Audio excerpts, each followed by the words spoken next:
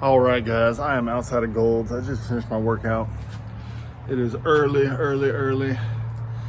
Very few people are out today. I don't know whether it's because it's early in the morning on a Monday or because it's cold out and the weather sucks.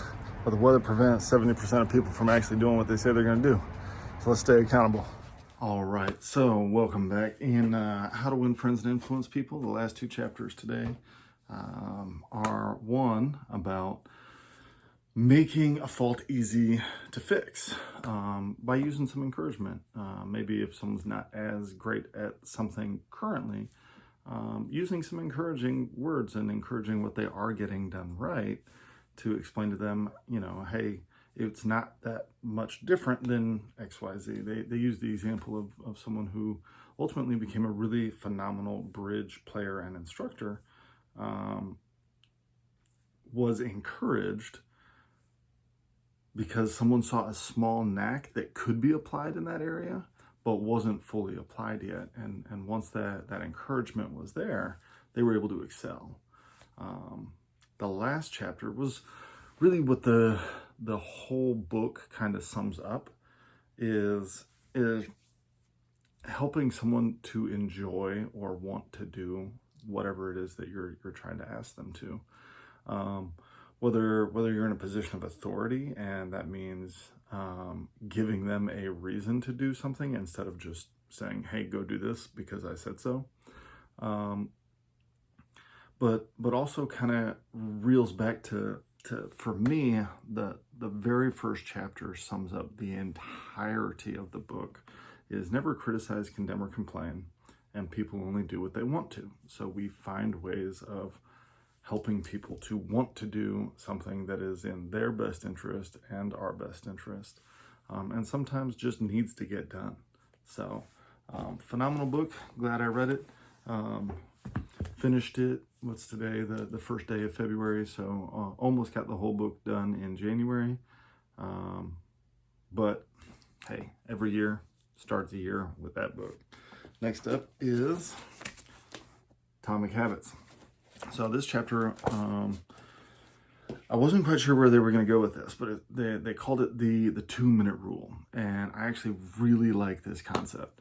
And I've used this concept not knowing I use this concept, and that is to master the first 2 minutes of a habit.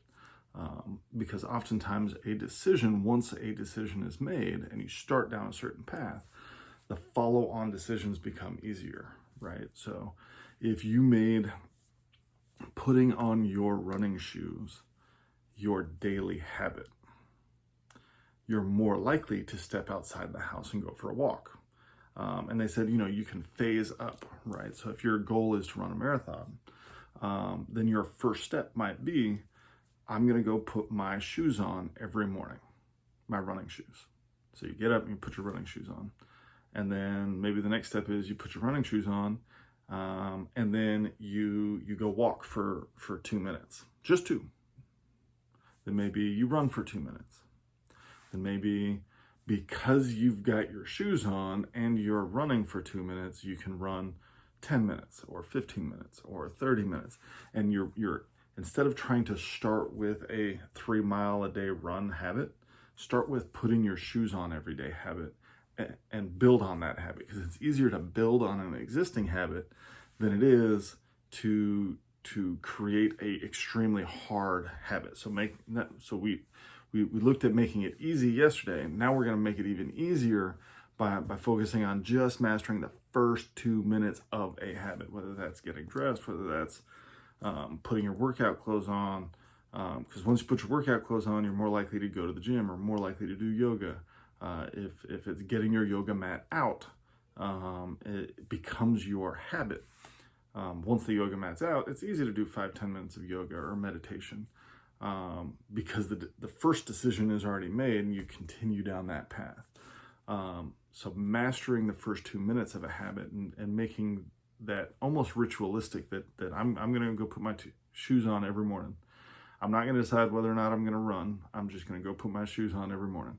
Then it becomes completely automatic, and so we can use this in elimination diets. You know, they showed an example of if you wanted to be vegetarian, you could start with removing four-legged animals from your diet. That's not hard. Then remove two-legged animals from your diet. Chicken, turkey. Then remove no-legged animals, i.e. Seafood, crab, shellfish. Then remove animal products, eggs and the like, milk, dairy.